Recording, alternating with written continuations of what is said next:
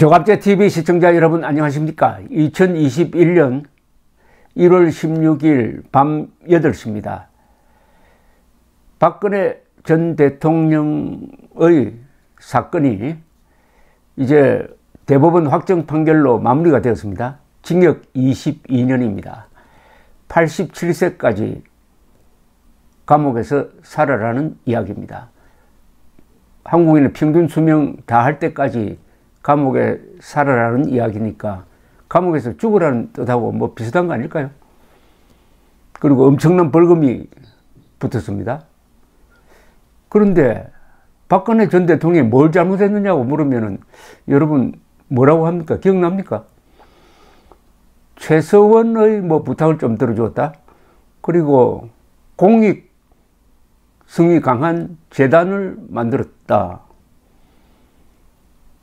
그 다음에 정유라의 승마를 도와주도록 삼성그룹에 뭐 압력을 행사했다. 그리고 국정원 예산을 전용해서 썼다. 이게 징역 22년하고 맞습니까? 징역 22년을 때리려면 보통 연쇄살인범, 강간살인, 강도살인 또 22년 받는 경우 거의 없습니다. 요새 우리나라는 또 사형 제도는 있는데 사형 집행을 98년 이후에 하지 않습니다. 그럼 사실은 이게 극형입니다. 준사형입니다. 준사형이에요. 준사형.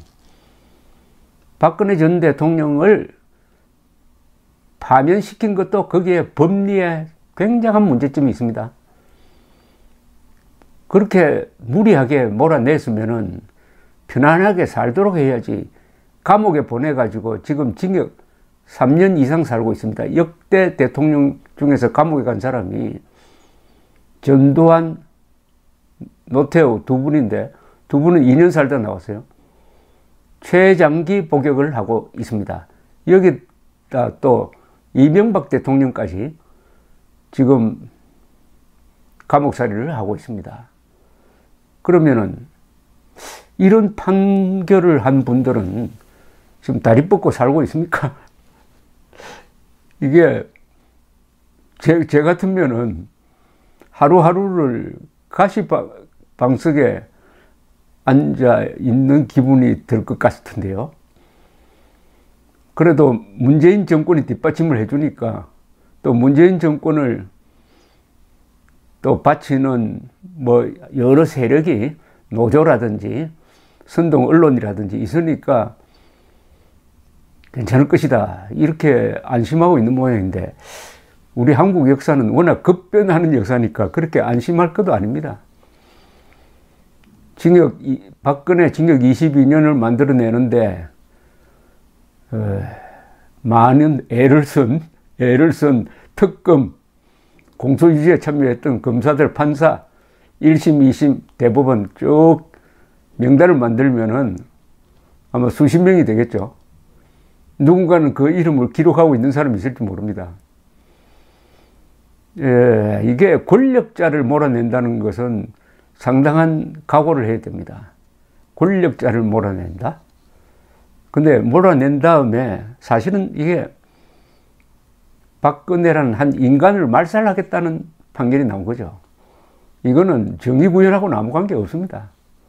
징역 22년이 뭡니까 도대체? 징역 22년을 때린 그 판사들 중에서 1년이라도 감옥 생활 해본 사람이 있습니까? 1년.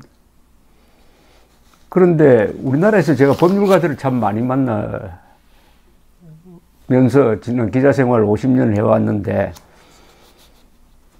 한국의 법률가들이 약점이 두 가지가 있습니다. 하나는 이 법률이 만들어지는 이 역사의 흐름을 잘 이해를 못합니다. 우리가 지금 쓰고 있는 이 법률은 그 근거가 저 유럽에서 시작된 겁니다. 그리스, 로마, 그리고 르네상스, 종교개혁, 산업혁명, 영국을 중심으로 있었던 의회민주주의 이런 과정을 통해서 로마법 그리고 게르만법 이런 게 종합되고 해가지고 오늘의 이런 법을 만들어내는데 그 법의 역사에 대해서 잘 모르는 분들이 너무나 많습니다. 그러다 보니까 그 법의 역사를 뒷받침하는 법 철학에 대한 생각도 아주 좁습니다. 그러다 보니까 그 법의 배경을 잘 모르니까 법을 아주 기능적으로, 기술적으로 그 문맥을 요리조리 꾸미고 끼워 맞추고 해가지고 드디어 경제공동체 제3자 뇌물죄를 결합시켜가지고 징역 22년 땅땅. 직접 돈을 한 푼도 안 받은 사람에게 징역 22년을 때릴 수 있는 법기술자라 하면은 이 사람은 연금술사입니다. 일종의 연금술사입니다. 그래서 오늘 이런 전례를 유럽에서 한번 찾아보았습니다. 권력자를 이번에 박근혜 씨를 사형 선고를 한 건 아니지만 사실은 제가 준사형이라고 그랬어요. 징역 22년 때렸는데 이런 판사들이 좀 참고로 하면은 좋겠다가 싶어서 이런 비슷한 예가 없을까 해봤더니 바로 유럽 역사에서 재판을 통해서 왕을 사형시킨 경우가 제 기억에서는 두 건이 있습니다. 하나는 유명한 크롬웰의 청교도 혁명에 의해서 찰스 1세를 목을 쳤습니다. 재판을 거쳤습니다. 재판. 그 영국에서 일어난 일이고 그 한 150년 150년 뒤에는 프랑스 대혁명 이후에 루이 16세 부부 마리 앙투아네트와 루이 16세 두 사람을 각각 따로 단두대 킬로친에서 처형한 거. 요게 두 건입니다. 요 전자를 제가 설명드리려고 합니다. 전자는 뭐냐? 찰스 1세가